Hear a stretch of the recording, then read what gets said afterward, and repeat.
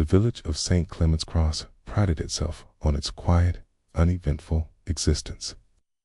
Tucked away between rolling green hills and ancient oaks, it was the kind of place where life moved at a gentle pace. The postman, Mr. Wilkes, still made his rounds on a bicycle, and the general store, run by the formidable Mrs. Trent, carried everything from fresh bread to boot polish. The church bells chimed reliably each Sunday, and the most exciting topic of conversation was usually who had the best roses that season. That was why the arrival of a stranger caused such a stir.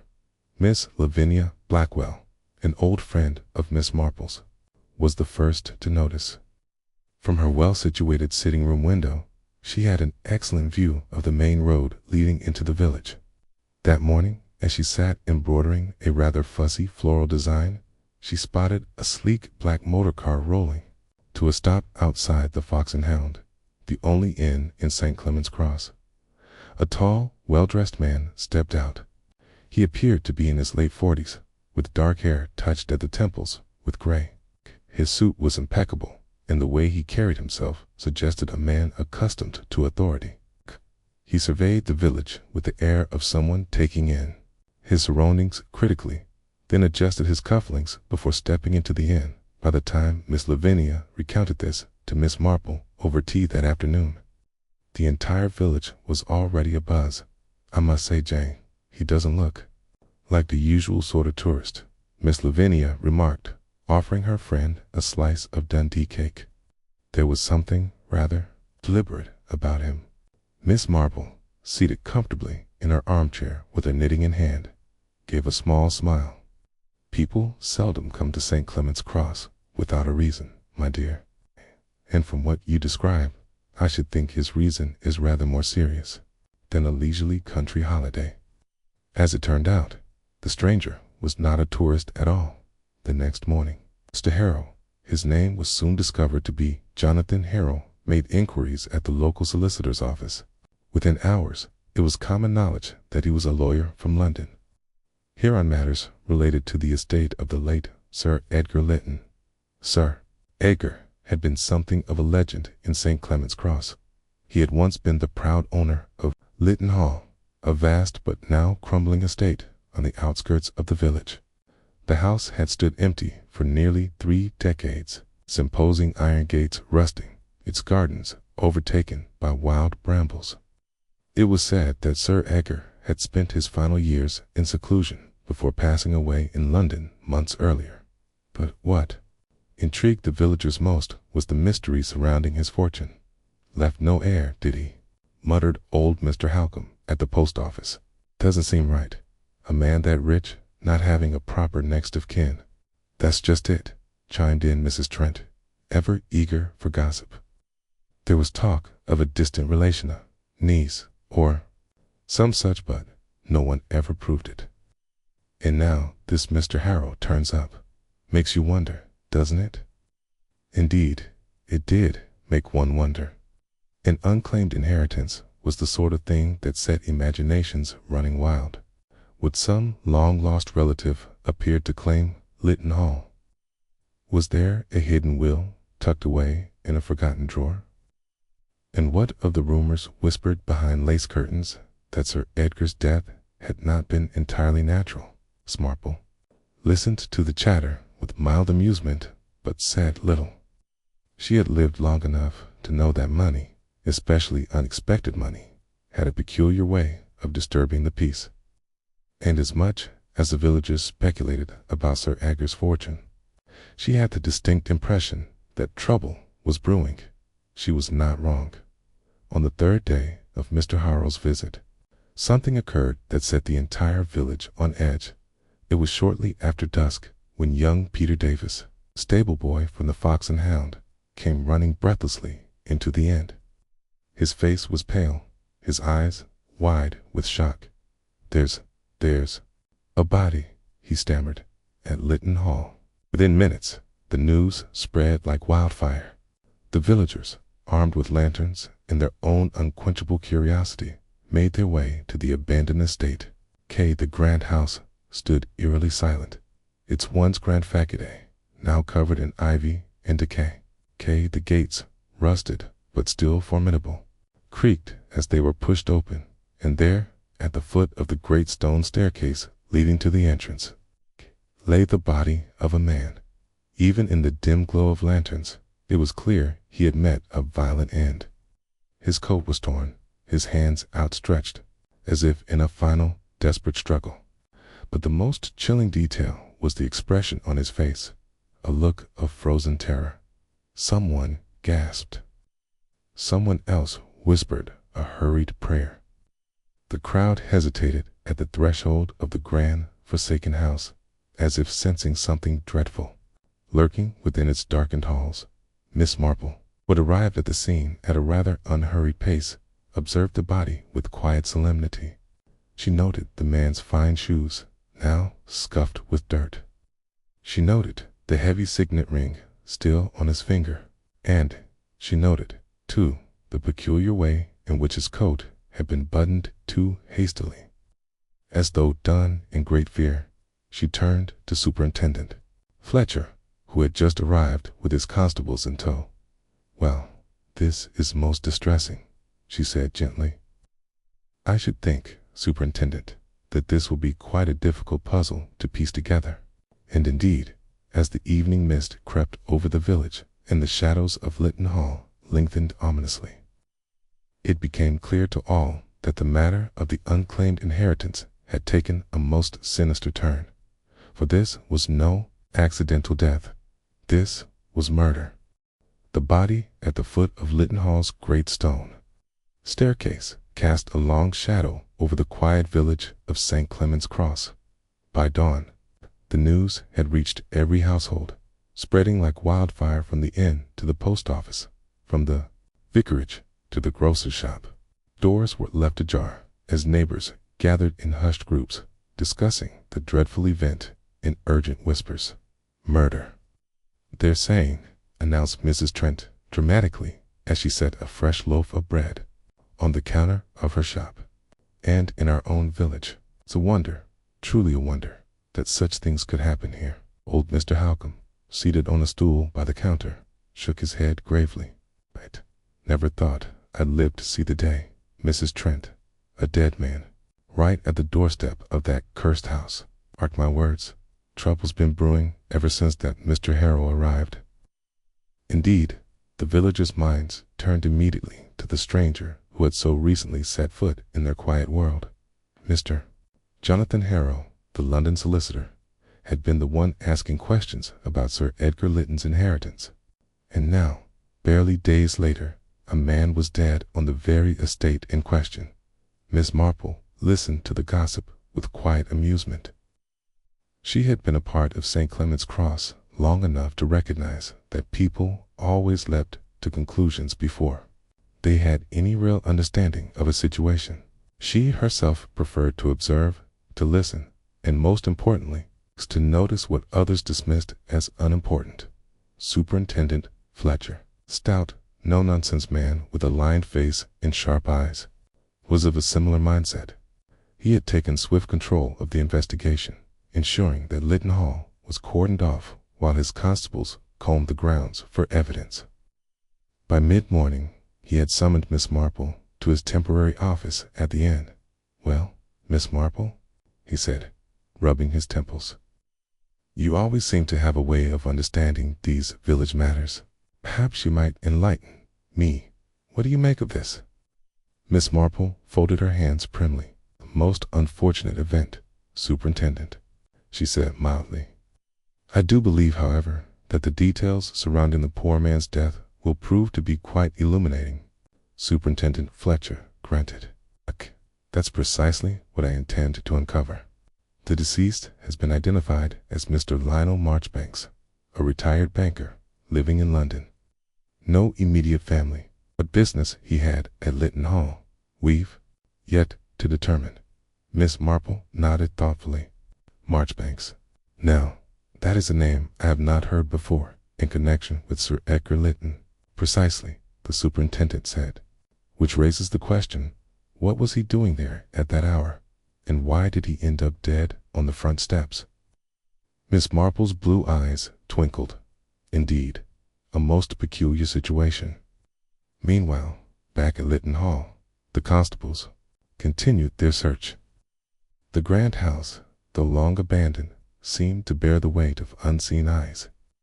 The great wooden doors stood open, revealing a darkened hall where dust had gathered thickly over the years. Sunlight barely penetrated the heavy curtains, casting long shadows across the grand staircase. One of the officers, a young and nervous fellow by the name of Constable Hughes, hesitated at the threshold. "Strange thing," he muttered to his colleague. "It feels like someone's still here." His companion, a steadier sort, chuckled. "A few creaks and groans, that's all." But Hughes wasn't convinced. As they moved through the corridors, the floorboards whispered underfoot. There was a stillness, a sort of charged quiet that made the hair on his arms rise. And then he heard it, a faint sound, a whisper. Hughes spun around, but the corridor behind him was empty. He swallowed hard. It must have been the wind, and yet there was no breeze. Upstairs, they found little more than dust-covered furniture, forgotten relics of a family long gone. But in the attic, they discovered something curious, a single trunk, standing apart from the clutter of old chairs and discarded paintings. When they pried it open, they found a stack of old documents, carefully wrapped in oilskin to protect them from the damp. Constable Hughes peered at the papers. "Legal documents," he murmured. "Could this be?" His partner whistled. "A will." By the time Miss Marple returned home that evening, she had plenty to consider. Stranger murdered, a mysterious will unearthed in the attic of a long-abandoned estate, and an inheritance that had yet to be claimed. She settled into her chair, the familiar click of her knitting needles filling the quiet room. It was all too coincidental. Edgar Lytton had died under uncertain circumstances, and now someone connected to his fortune had met a violent end. The question was, had Lionel Marchbanks been lured to Lytton Hall, or had he come of his own volition, only to discover something he was never meant to see? Miss Marple's lips pursed. There was something in all of this that rang a very particular bell in her memory, an old case, long forgotten by most, involving a forged will and an inheritance dispute. But before she could follow that thought to its conclusion, she was interrupted by a knock at the door. It was Lavinia Blackwell, her face pale. "Jane," she whispered, stepping inside hurriedly. "I have to tell you something. Something I saw last night." Miss Marple set aside her knitting. "Do sit down, my dear. Now, what is troubling you?" Lavinia hesitated, twisting her gloves between her fingers. "It's about the night that poor Mr. Marchbanks was found. I saw someone." Jane Marple's eyebrows lifted ever so slightly. "Oh," Lavinia nodded. "Couldn't sleep. I was looking out my window just for a moment, mind you, when I saw someone walking towards Lytton Hall. It was late. It's too late for anyone to be out." Miss Marple leaned forward. "Okay, and this person, Lavinia, did you recognize them?" Silence stretched between them. Then Lavinia swallowed. "Jane, I think it was Jonathan Harrow." Miss Marple's eyes twinkled with something unreadable. "Now that is most interesting." Sighed. The wind rustled through the trees, whispering through the village like a secret waiting to be uncovered. Miss Marple regarded Lavinia Blackwell with the sort of gentle attentiveness that had lulled many a nervous confessor into revealing more than they intended. She did not speak immediately, allowing the silence to stretch just long enough to encourage Lavinia to continue. The younger woman hesitated, then leaned forward.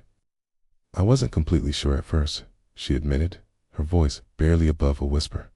"But then I saw the way he moved, the slight limp. Jonathan Harrow has that particular gait, you know? And, Jane, he was carrying something, a satchel, or a bag of some sort."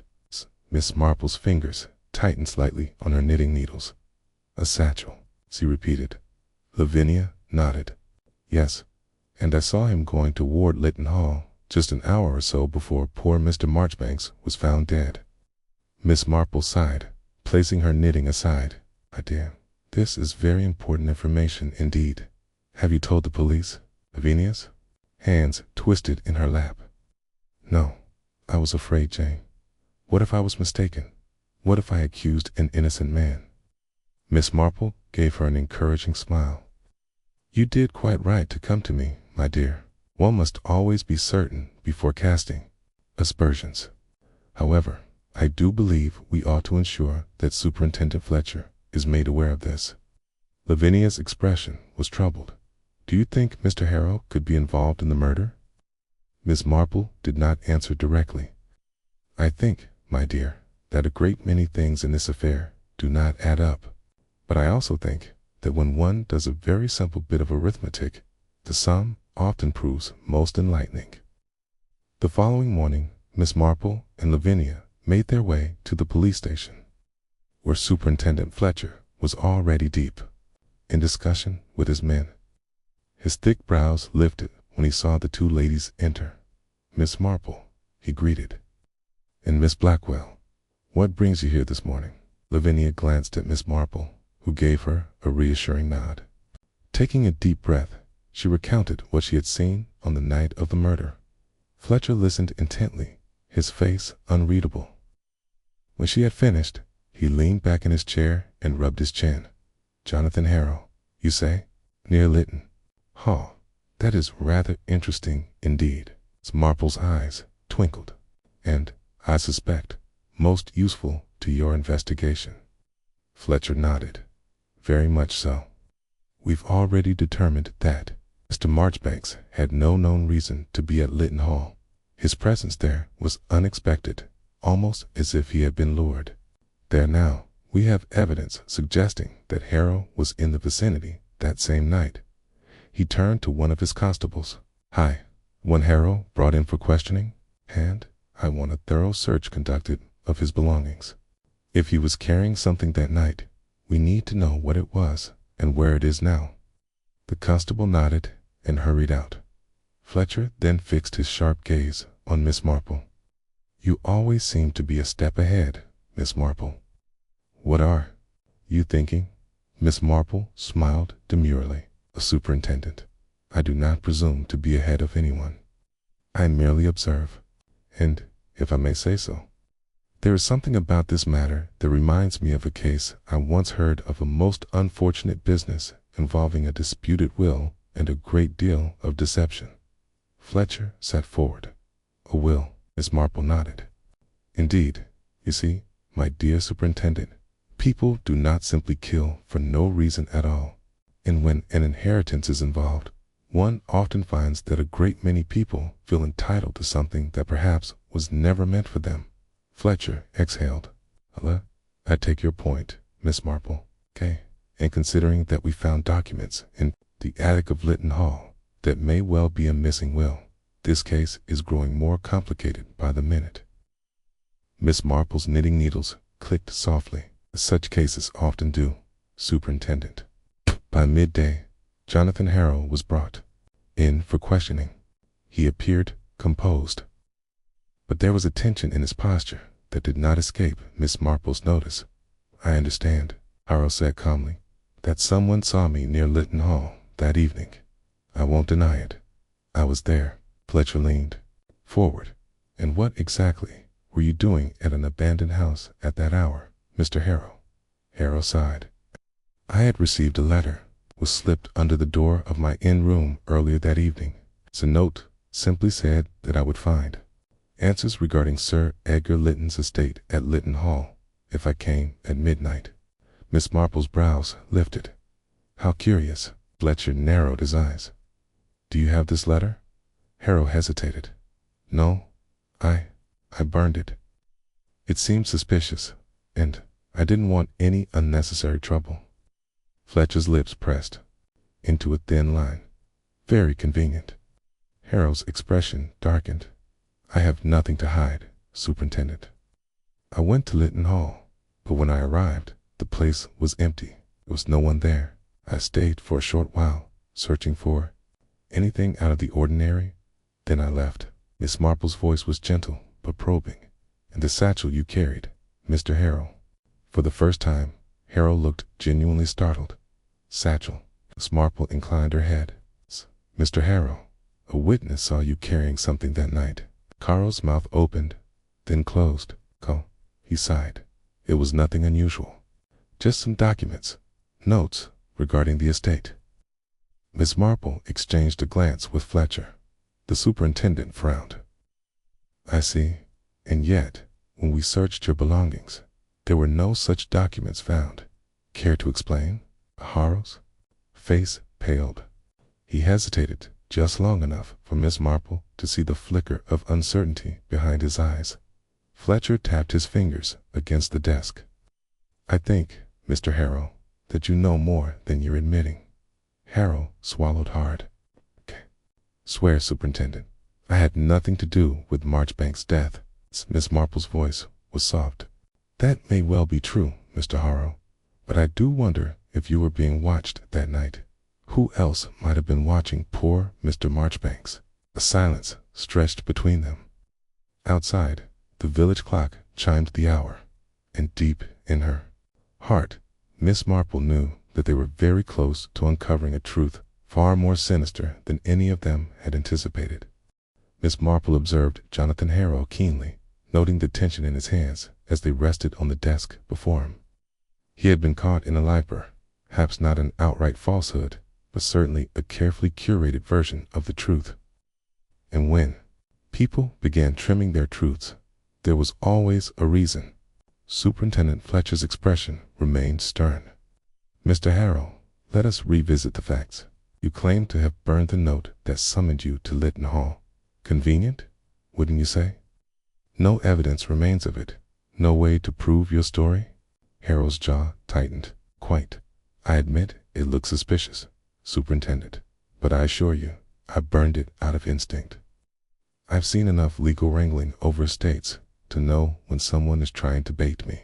Miss Marple's voice was gentle, yet pointed. And yet, Mr. Harrow, you went to Lytton Hall regardless, which suggests that you were at least intrigued enough to take the risk.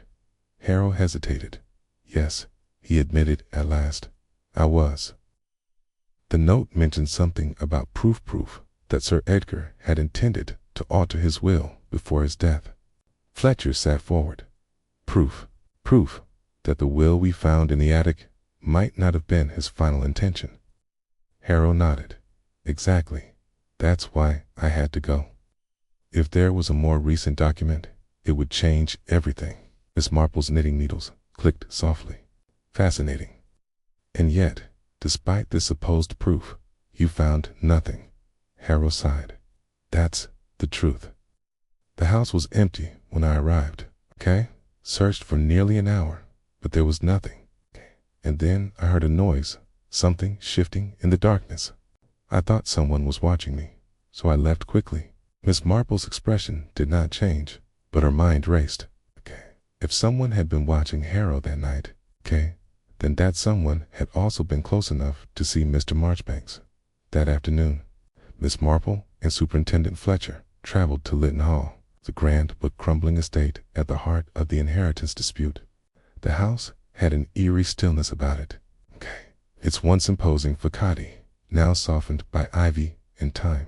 Strange to think, Fletcher muttered, that this place may hold the key to a man's murder. Miss Marple adjusted her hat. Murder is often a matter of long-held resentments, Superintendent. In a house like this, why, it has seen generations of such resentments. They entered through the side door, which had been left unlocked by the police earlier that morning. The grand entrance hall was covered in dust, the air thick with the scent of damp wood and old paper. Fletcher gestured toward a sitting room where faded portraits lined the walls. This is where we found the will. Hidden away in the attic. Miss Marple nodded thoughtfully. And yet, if Mr. Marchbanks was lured here, the attic would not have been where he was meant to look. Her sharp eyes moved to the grand fireplace, its hearth littered with remains of old ash. She stepped forward, studying the charred fragments carefully. Fletcher followed her gaze. Something burned here recently. Miss Marple's fingers traced over the blackened scraps of paper, carefully extracting a partially burned corner that had escaped complete destruction. She squinted at the faint traces of ink still visible. "My dear Superintendent," she said at last, "I do believe someone was quite desperate to destroy a piece of writing. And, if I am not mistaken, it was not an old document, but rather something written quite recently." Fletcher frowned. "You saying this could be the proof Harold was looking for?" Miss Marple smiled faintly. "It is entirely possible. The question now is who wanted it destroyed." That evening, Miss Marple paid a visit to Mrs. Eugenia Harrow, the widow of the late Sir Edgar Lytton. A woman of delicate features and perpetually downcast eyes, Eugenia had been a quiet presence in the background of the inheritance dispute. She received Miss Marple in her sitting room, where a single oil lamp cast flickering shadows on the walls. "Miss Marple," she said softly, "I assume this visit has to do with poor Mr. Marchbanks." Miss Marple's hands remained folded neatly in her lap. "Indeed, Mrs. Harrow, I have been thinking about the will that was found in Lytton Hall.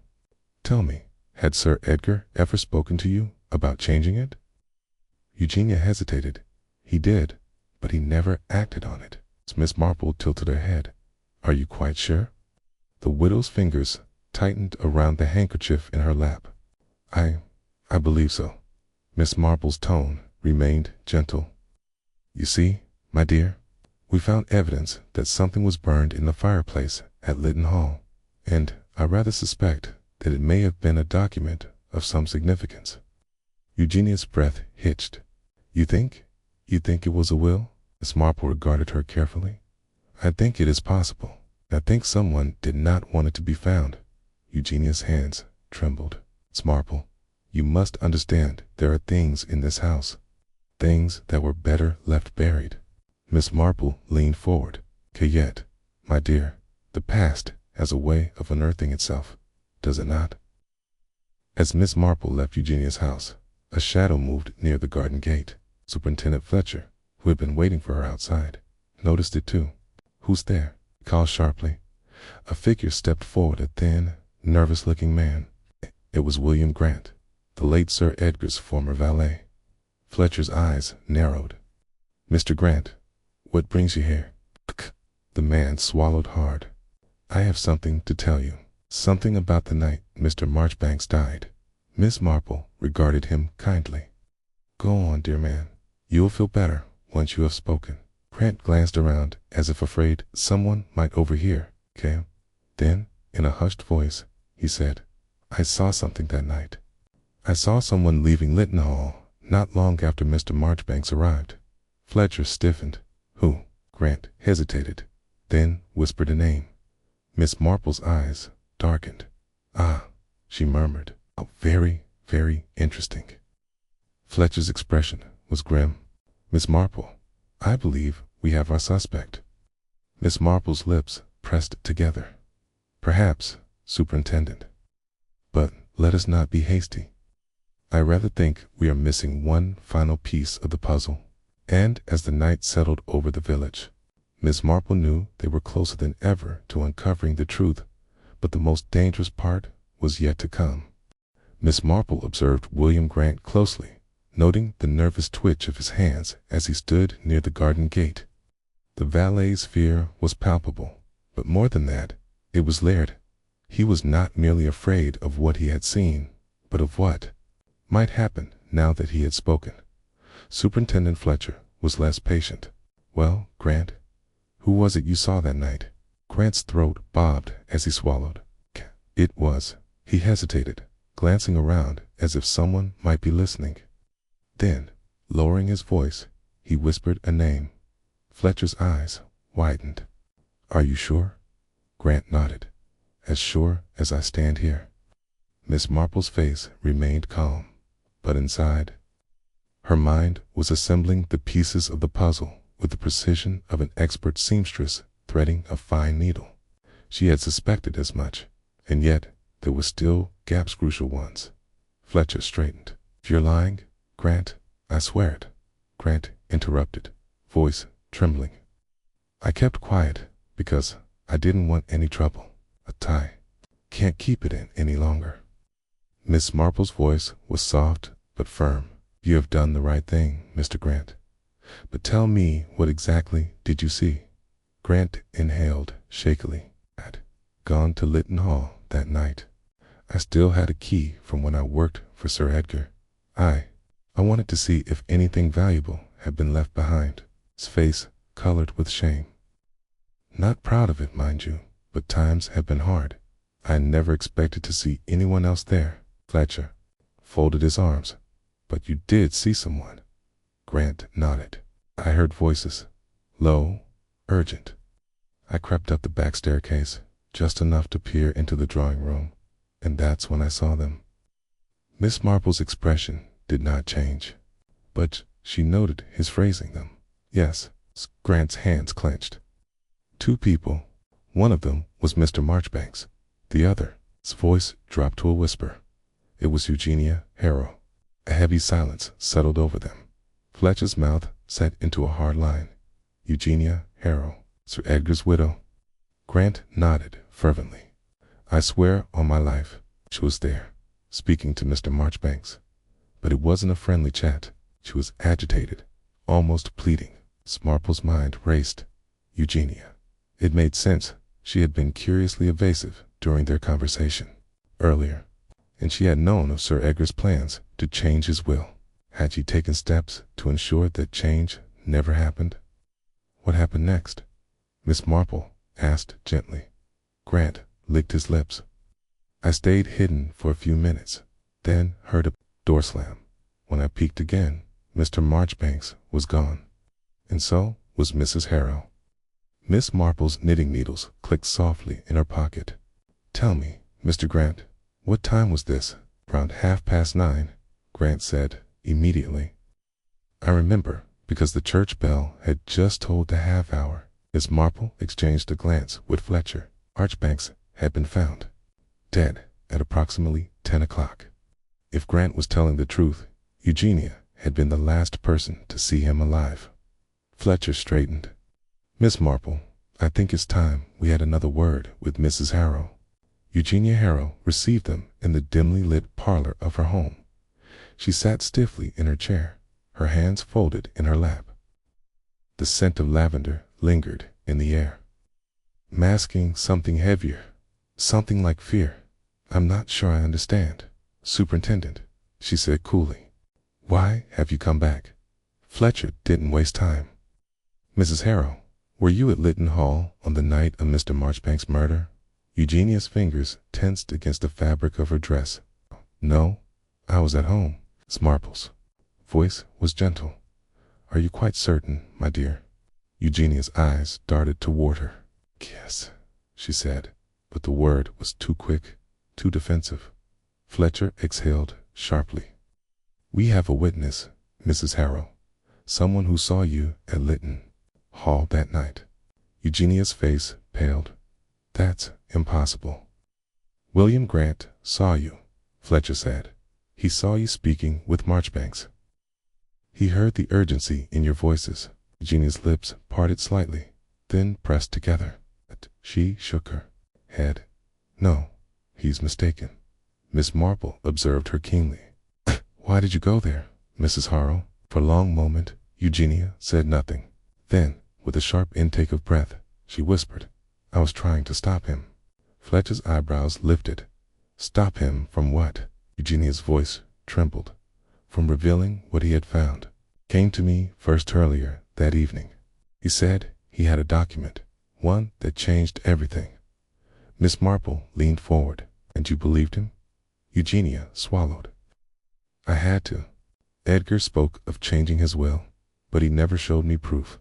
If Marchbanks had it, then my entire future was at risk.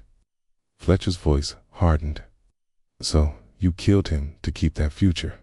Eugenia gasped. No, I swear I didn't. I pleaded with him to reconsider, but he wouldn't listen. He said he was going to make everything public. He left the house. I never saw him again. Miss Marple studied her carefully. The fear was genuine, but was it fear of being caught? Fear of something else? You must believe me, Eugenia whispered. I did not kill him. Miss Marple's eyes softened, but her mind remained sharp. Mrs. Harrell, one final question. Did Mr. Marchbanks tell you where he had found this so-called proof? Eugenia hesitated.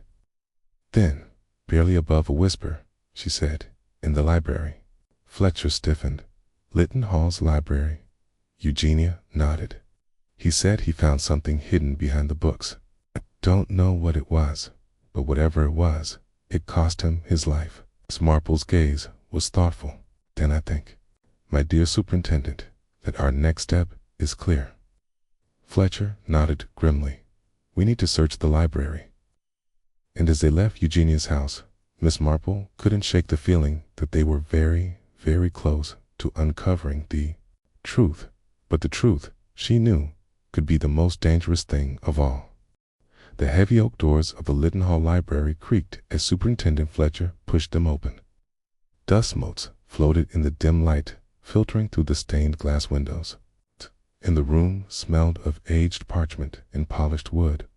Floor to ceiling, bookcases lined the walls, their shelves filled with leather-bound volumes, some of which had not been disturbed for decades. Miss Marple stepped inside, eyes keenly scanning the room. Libraries are most fascinating places, don't you think, Superintendent? She said, her voice light, but her meaning pointed. People hide all manner of things in books, not just knowledge. Fletcher grunted. Cass, well, let's hope Marchbanks didn't take his secret to the grave. They had only Eugenia Harrell's word that Marchbanks had found something hidden in the library, some proof that could have appended everything. But if it was true, then finding that document could finally bring the case into focus. William Grant, the valiant reluctant witness, hovered near the doorway, reluctant to enter. His hands twisted at his cap, his face pale. If it's all the same to you, Superintendent, I'd rather wait outside. Fletcher gave him a sharp look. You were here that night, Grant. You might be able to point us in the right direction. Grant swallowed but stepped hesitantly inside. I only saw them from the hall, sir.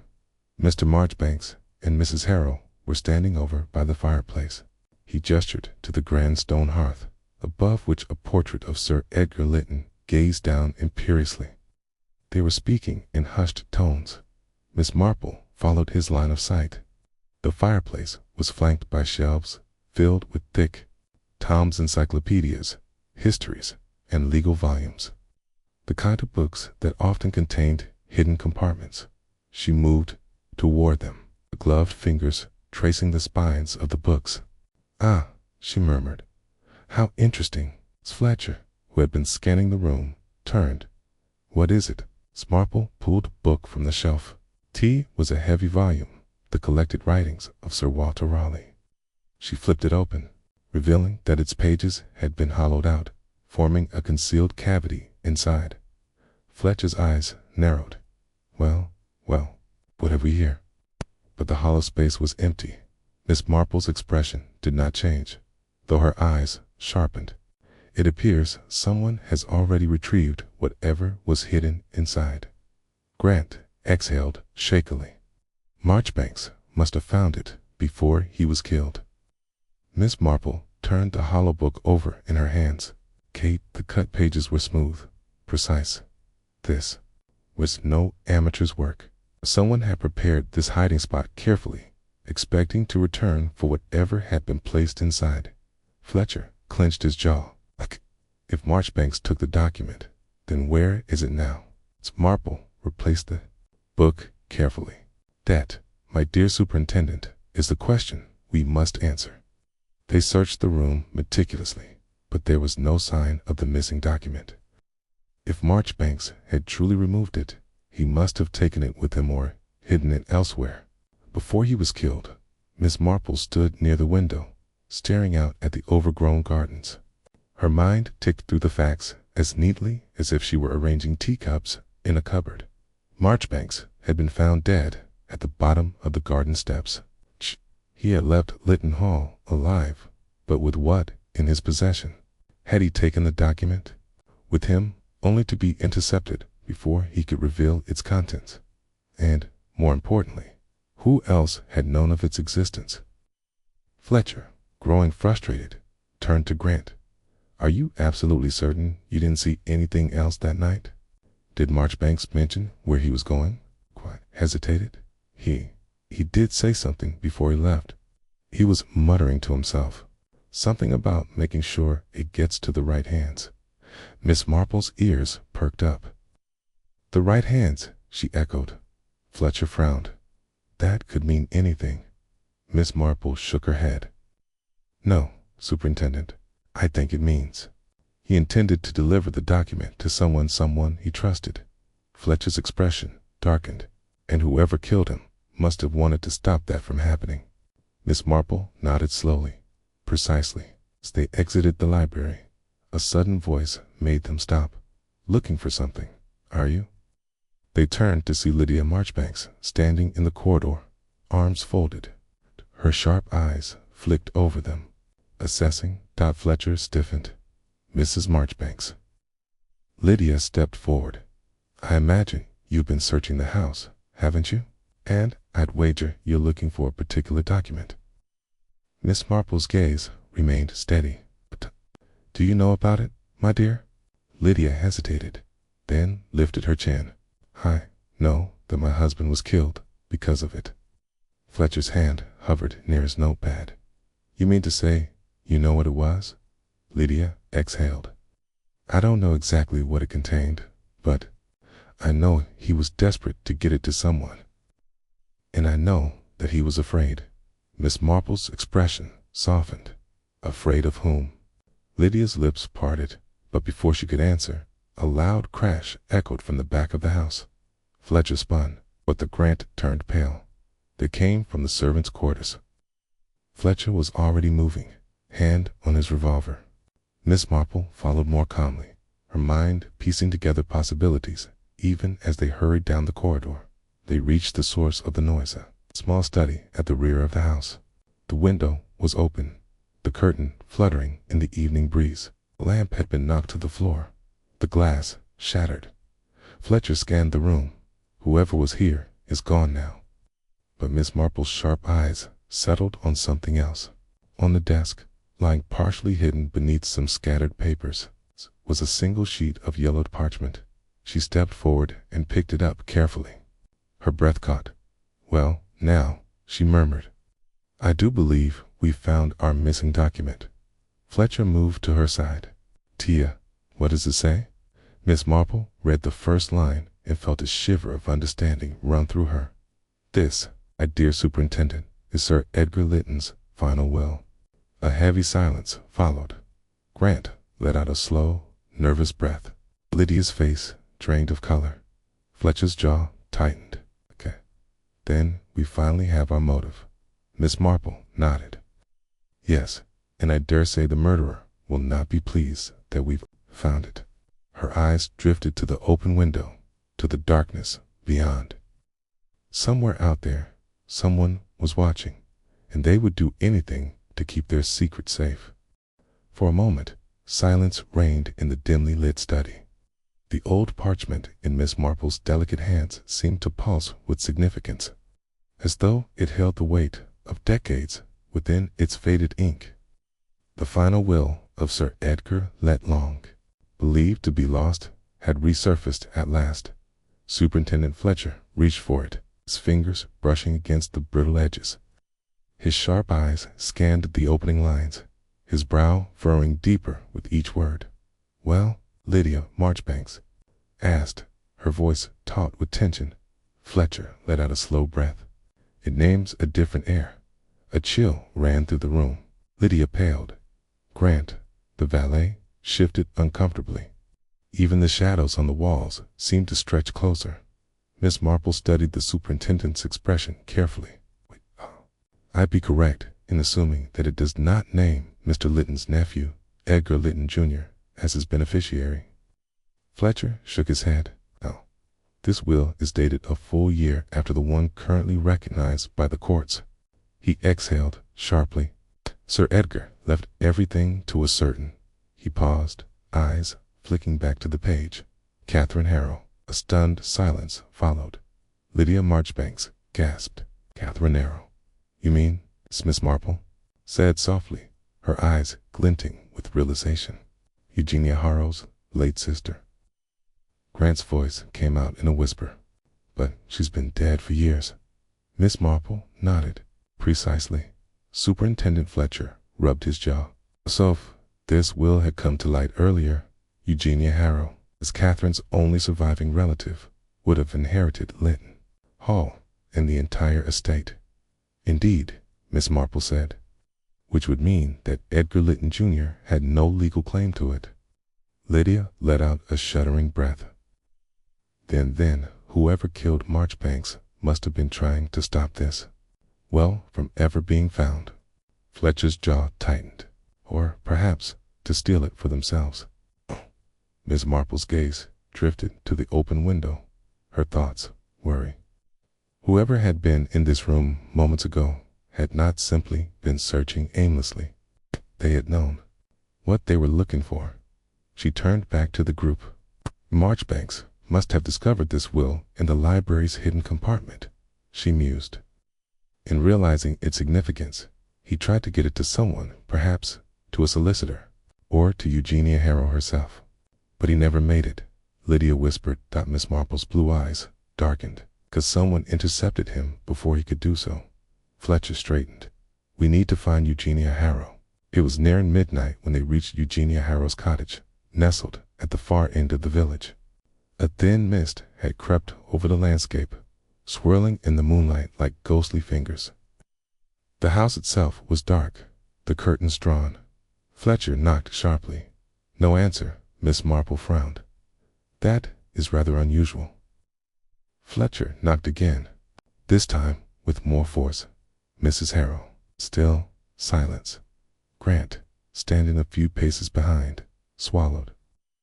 You don't think something's happened to her, do you? Fletcher exchanged a glance with Miss Marple, then reached for the door handle, turned easily beneath his grip. Unlocked. A sense of foreboding settled over them as they stepped inside. The cottage was neat, as expected, but there was something off, a peculiar stillness that sent a chill up Miss Marple's spine. She had been in enough crime scenes to recognize it. Then she saw it, on the small wooden table near the fireplace. A single cup of tea sat untouched, its contents now cold. A book lay open beside it, as though someone had left in the middle of reading. A shawl was draped over the chair, yet there was no sign of Eugenia Harrow. Fletcher moved cautiously through the small sitting room, peering into the adjoining kitchen. Mrs. Harrow. His voice was firm, professional, but there was an undercurrent of concern. Miss Marple, meanwhile, let her keen gaze roam the room. There were no signs of a struggle. No overturned furniture, no broken glass. And yet her eyes landed on something near the door. A single piece of paper, half crumpled, as though dropped in haste. She picked it up carefully. The message was brief, scrawled in hurried handwriting. It's not safe. I have to go. Beneath it, in shaky letters, a final word. Forgive me. Miss Marple's lips pressed into a thin line. Oh dear. Fletcher read the note over her shoulder, his face hardening. She's fled. Or, Miss Marple murmured, she's been taken. They left the cottage swiftly, but outside, the night had grown darker. The mist curled around them, thickening as it clung to the air. The narrow village road stretched out ahead, disappearing into the swirling gray. Then, from somewhere within, the foggy noise, footsteps. Fletcher's hand went to his revolver. Who's there? Silence. Miss Marple stood perfectly still, listening. The footsteps had been deliberate, slow, measured. Someone was nearby, watching. Then, just as suddenly as they had come, they were gone. Fletcher swore under his breath. We're not alone out here. Miss Marple exhaled softly. No, we most certainly are not. Lydia Marchbanks shivered. What do we do now? Miss Marple's gaze was steady. "We followed the clues, my dear, as we always do." She turned back toward the village, her mind racing. If Eugenia Harrow had indeed fled, where would she go? And if she had been taken, by whom? The answers were drawing closer, and so was the danger.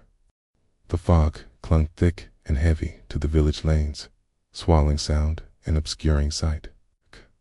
As Miss Marple, Superintendent Fletcher, Lydia Marchbanks, and Grant made their way back toward the heart of St. Mary Mead, an uneasy hush settled over them. Somewhere in the night, someone had been watching, and somewhere Eugenia Harrow had vanished, whether by choice or force remained uncertain. The small party moved cautiously, their footsteps muffled by the damp ground. Every rustling leaf, every distant creak of a shutter in the wind sent a flicker of tension through the air. "I don't like this," Lydia muttered, pulling her coat tighter around her. "It feels like we're being followed." Fletcher's grip tightened on his revolver. "We probably are." Miss Marple, for her part, remained composed, though her sharp eyes flickered from shadow to shadow. She had lived long enough to recognize the presence of unseen eyes. Then a sudden movement, a flicker of motion from the corner of her eye, near the old churchyard wall. A figure loomed, tall, cloaked in mist. Still as a statue, for one breathless moment, nobody spoke. Then Fletcher reacted, striding forward. "You there? Who are you?" The figure did not move. Miss Marple stepped forward, her voice calm but firm. "It's terribly late to be lingering about, don't you think?" A beat of silence. Then the figure turned in the moonlight. His face was revealed, gaunt, hollow-eyed, yet strikingly familiar. Lydia gasped. Oh dear heavens, it's Edgar Litton Jr. Edgar Litton Jr. looked terrible. His suit, once finely tailored, was crumpled and stained with damp earth. Dark circles marred his pale face. His eyes, wild, feverish, darted between them with frantic energy. Fletcher stepped forward cautiously. "Mr. Litton, what are you doing out here this hour?" Litton's lips parted, but no words came immediately. His gaze shifted, landing on the elderly woman in their midst. He rasped, "You're the one they call Miss Marple." Miss Marple smiled pleasantly. "Indeed I am." Litton let out a shaky breath. "I need to talk." "To you?" His voice cracked. "Before it's too late." Lydia shivered. Too late for what? Litton's hands trembled as he dragged them through his disheveled hair. "They're going to kill me." A stunned silence followed his words. Fletcher's expression darkened. "Who is going to kill you?" Litton gave a desperate laugh. "You don't understand. I know too much, more than I was ever meant to." His breathing quickened. "Eugenia Hiroshi's not missing. She was taken." Miss Marple tilted her head. "Taken? By whom?" Litton's gaze started around, as if expecting danger to spring from the fog itself. Then he took a step closer, lowering his voice. "There's a man none of you have seen. He's the one pulling the strings." Fletcher narrowed his eyes. "A man who Litton swallowed. I don't know his name, but I know he was close to my uncle, Sir Edgar. He's the one who had the real will destroyed." Miss Marple's expression remained serene, but her mind was working rapidly. "Yet the will was not destroyed, was it, Mr. Litton?" Linton flinched. "No." His voice dropped to a whisper.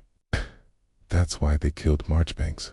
Gust of wind swept through the churchyard, rustling the leaves. Litton shivered, but pressed on.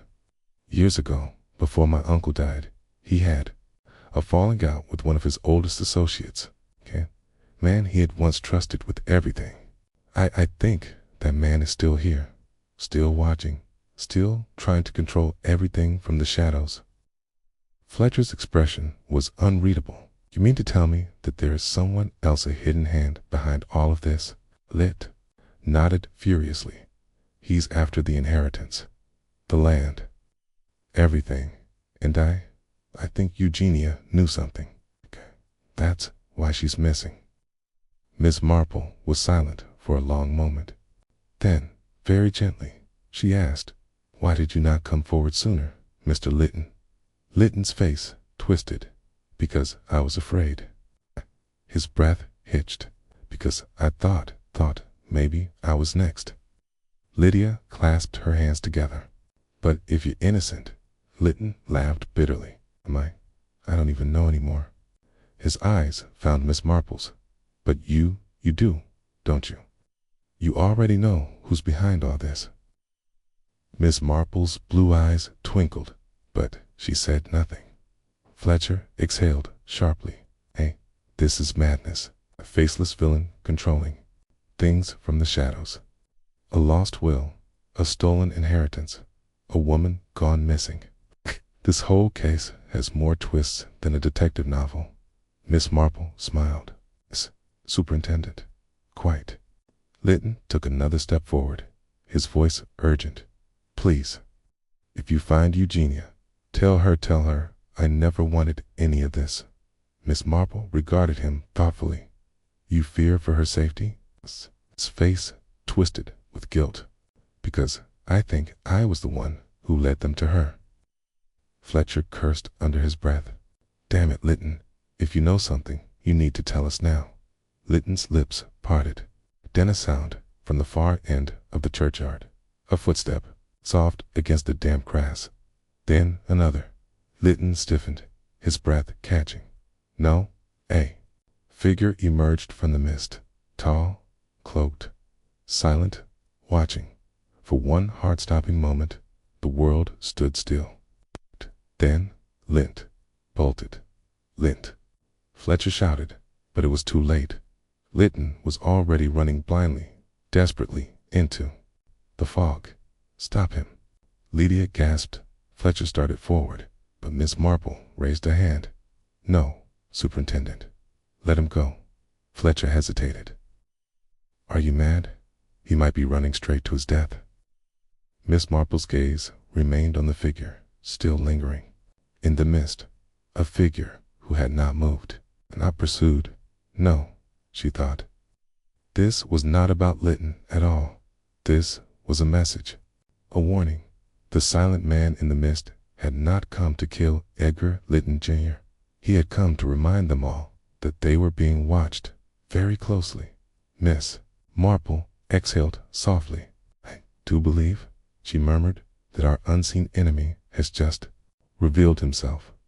And in the distance, the fog swallowed Edgar Lytton Jr. whole. The figure in the mist did not move. He stood there, tall and silent, a phantom in the gloom. For a long, tense moment, nobody dared to speak. The wind stirred the trees, sending a shiver through the air. Superintendent Fletcher's grip on his revolver tightened. "Who's there?" he demanded. No answer. Then, without warning, the figure turned and disappeared into the fog. After him, Fletcher barked, already moving. But Miss Marple raised a hand. "No, Superintendent," she said softly. "It is quite unnecessary." Fletcher stopped, frowning. "Unnecessary? That man, whoever he is, has been lurking in the shadows, watching. U.S. He could be the one behind everything." Miss Marple smiled slightly. "Exactly, dear boy. And that is why he will not allow himself to be caught." Lydia shuddered. "This is ghastly. That man, he was waiting for us, watching.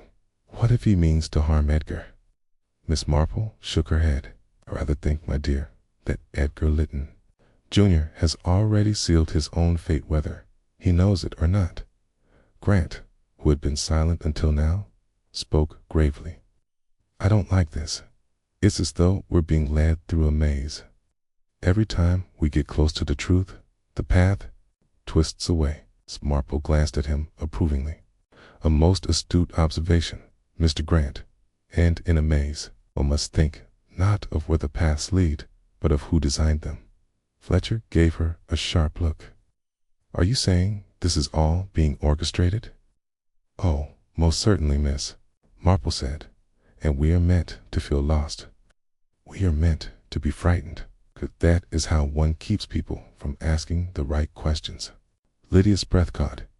Then what is the right question? Miss Marple smiled. That, my dear, is what we must determine before the night is over.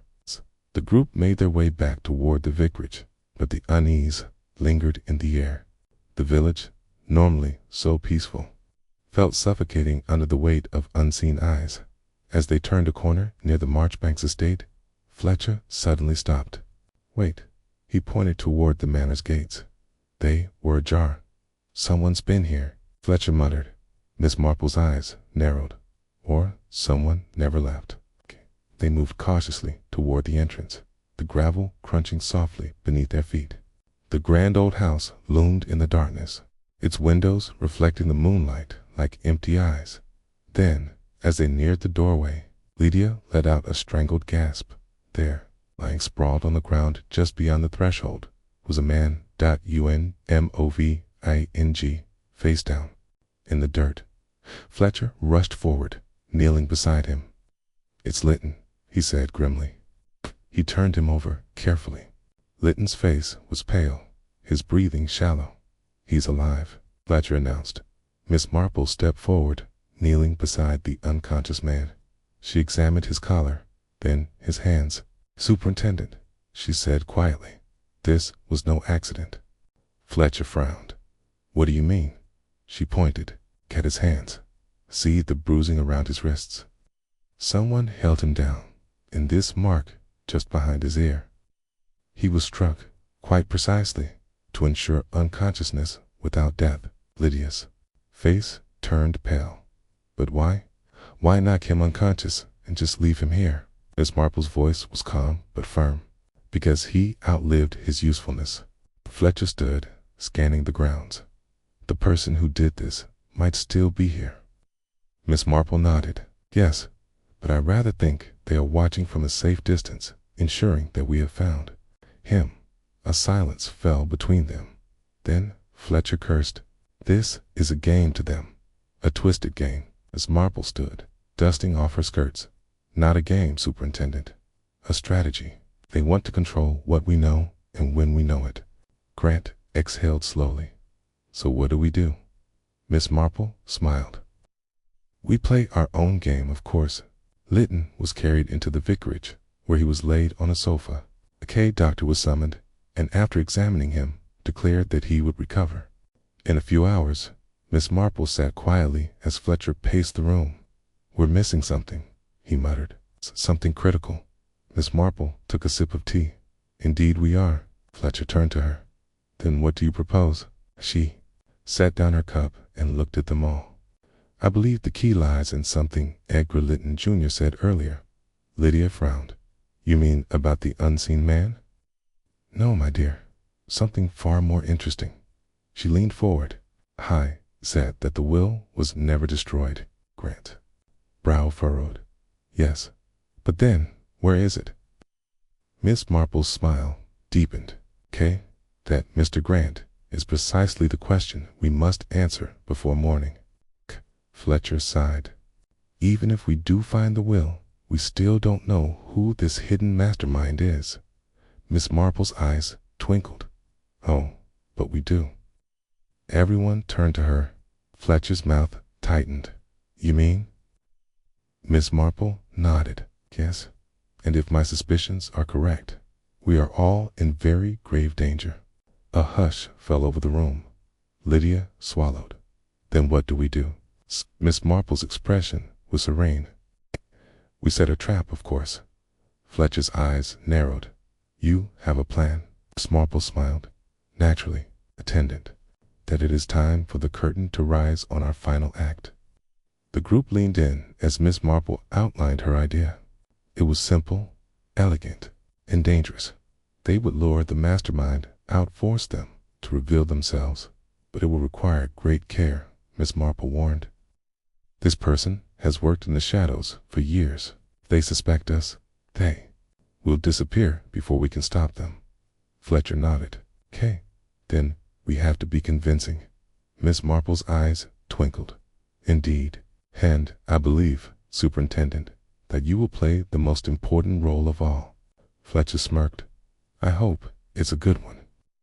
Miss Marple's smile widened. "Oh, Superintendent, it is the role of a lifetime." The clock struck midnight. The trap was set, and somewhere in the darkness, their enemy was watching, waiting, preparing for their final move. The clock struck midnight. Athena, the faint chime echoed through the vicarage, and the weight of unseen eyes pressed down on the room. Miss Marple sat primly in an armchair, her knitting needles clicking softly. Superintendent Fletcher, Grant, and Lydia exchanged glances, their nerves evident despite the calm veneer they tried to maintain. In the corner, Edgar Litton Jr. remained unconscious, though his breathing had steadied. "This will work," Fletcher murmured, pacing. "It has to." Miss Marple's gaze flicked to him.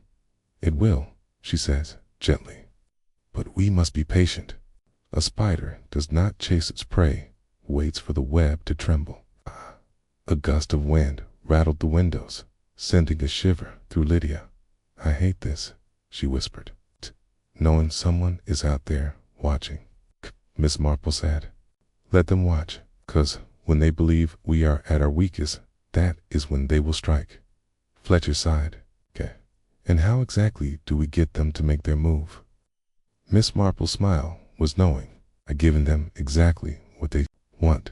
The plan was deceptively simple. Fletcher would announce, loudly enough for any eavesdropper to hear, that they had found the missing will. Of course, they had not, but the real culprit believed it existed. Then they would not risk it coming to light. "We make it sound as though the will is locked away," Miss Marple explained, "but still vulnerable. They will have to act quickly." "And when they come for it," Fletcher muttered, "we'll be waiting." Miss Marple nodded. The performance began. Fletcher strode toward the study, making a great show of unlocking a drawer. "There," he said in a booming voice. "At last, the missing will." Lydia gasped. "You mean it was here all along?" "Yes," Grant added, catching on. "With this, the inheritance will go to its rightful heir." They let the words hang in the air outside. The night remained silent. Too silent, Miss Marple's sharp eyes swept the dimly lit room. Somewhere in the darkness, their unseen adversary was making a decision. Then a noise, a whisper of fabric against wood. Breath. Fletcher's fingers tightened on his revolver, and then the lights went out. Lydia let out a startled cry. Grant cursed, and Fletcher shouted, "Stay where you are." Miss Marple, however, did not move. She merely waited. Footsteps, light, cautious, moved across the floor. The air shifted as someone reached for the desk, and then, click, the lamps flared back to life. A figure stood frozen before them, hand outstretched toward the desk drawer. Every eye in the room locked onto them. Collective breath was held, and then Fletcher's voice rang out. Well, what have we here?" A person standing there, caught red-handed, was Mrs. Calder, the housekeeper. Lydia gasped. "Hugh!" Mrs. Calder's face, usually so composed, twisted into something unrecognizable, part rage, part panic. Eyes darted toward the door. Fletcher stepped forward, blocking her escape. "Going somewhere." Miss Marple remained seated, unperturbed. "Oh, Mrs. Calder," she murmured. "Did you truly believe you could outwit us?" Mrs. Calder's lips pressed into a thin line. Then, in a sudden burst of fury, she lunged toward the desk drawer, perhaps hoping to destroy the non-existent will. The Grant moved faster, seizing her wrist. "Enough," he said sharply. She went still. The game was over. Fletcher wasted no time. "Why?" he demanded. "Why go to such lengths?" Mrs. Calder's expression twisted. "You wouldn't understand," she hissed. "None of you would." Miss Marple sighed. "Oh, but I do." Silence fell. All eyes turned to the elderly woman, who set down her knitting with deliberate care. "You were more than a housekeeper, weren't you, Mrs. Calder?" The woman stiffened. "You were his housekeeper, Miss Marple continued. The elder Mr. Lytton's most trusted confidant. And more than that, you were his secret lover. A sharp intake of breath from Lydia. Grant's brows lifted. Fletcher's eyes narrowed. Mrs. Calder said nothing. Miss Marple continued, voice gentle but firm. You had devoted your life to him. You believed he would leave you something in his will, not money, then at least a home, tea, and then he died. The words hung heavy in the air. And when the will was read, Miss Marple went on, you realized the truth. He left you nothing, nothing at all. A muscle twitched in Mrs. Calder's jaw. Perhaps, in that moment, you convinced yourself. There had been a mistake, Miss Marple mused. That there had been another will, a real will where he had acknowledged your years of loyalty. And when Edgar Lytton Jr. returned, you assumed he had found it. That is why you began watching him, following him, because if that was surfaced, you wanted to be the first to seize it. Mrs. Calder's breath was ragged. Miss Marple tilted her head. But it wasn't there, was it? There was no secret will. There never was. Strangled noise escaped Mrs. Calder's throat. And suddenly, the truth hit her, truly hit her. She had spent years chasing a ghost. A broken laugh tore from her lips. It was a horrible, hollow sound. You're right, she whispered. There was nothing. He left me nothing. Her body sagged. Miss Marple's voice was gentle. I am sorry, Mrs. Calder, but justice must be done. Fletcher stepped forward. We'll take it from here. There was no fight left in her, no resistance. Mrs. Calder, who had spent a lifetime in the shadows, was finally caught in the light. Later, as dawn painted the sky, Lydia turned to Miss Marple. How did you know? Miss Marple smiled faintly. My dear, people always reveal themselves if one simply knows how to listen. Grant exhaled, shaking his head. And to think, all of this over a will that never existed. Miss Marple's eyes twinkled. Greed, my dear Mr. Grant, is often the cruelest master of all. Fletcher chuckled. You really are something else, Miss Marple. She patted his arm. Well, one does try. The case was closed, and in the quiet morning light, St. Mary Mead finally breathed again.